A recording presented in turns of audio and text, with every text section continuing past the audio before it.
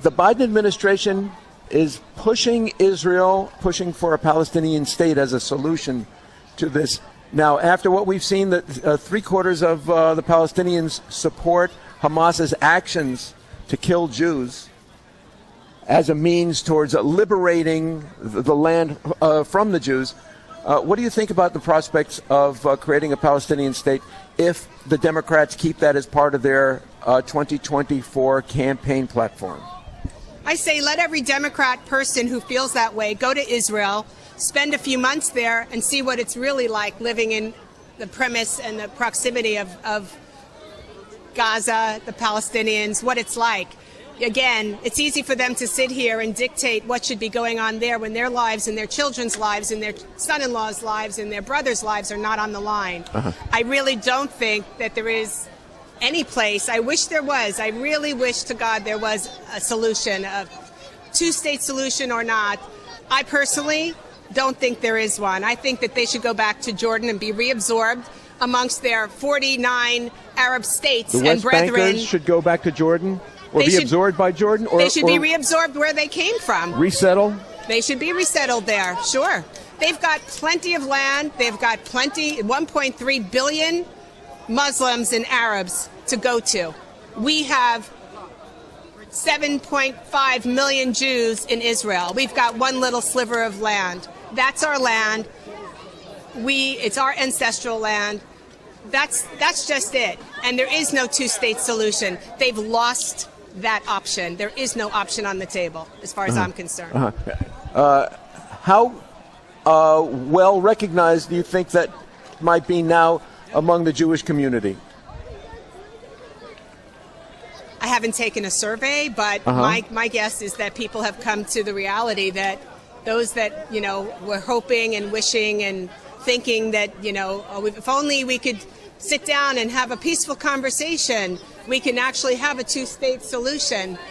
They were wishful thinkers, but reality is that it's not going to happen. You can't have a conversation with someone that wants to wipe you off the planet. You cannot make peace with somebody who wants to destroy every child, every elderly person, every pregnant woman, every male child and soldier in Israel. There's no conversation to have. I wish there was, but there is no conversation. There is no peace. Do you believe that this generation of Palestinians can be reformed to accept the Jewish state permanently? Well, for 5 decades, it's been brainwashed from babies to adults. And, you saw, many people saw around the world, that the Palestinians were calling these terrorists, the Hamas, was calling their mothers to brag about how many Jews they slaughtered that day on October 7th. So if you think that the Palestinian people could be changed, I don't think that's a possibility. I just don't. I don't see it. It's been too ingrained for too many decades, and they're celebrating them as martyrs. They don't value life. They kill their children. They're being used as pawns, and they think that there's something righteous about that. It's a twisted, upside down, morality and life. I mean, it's just so upside down and twisted and corrupted. You can't have a conversation because you're dealing with apples and oranges. They don't value life. Well, they may value theirs, but they've been brainwashed into, and maybe this is a fundamentalist, that if they give their life in the pursuit of liberating the Holy Land, that they get a higher aspiration to paradise.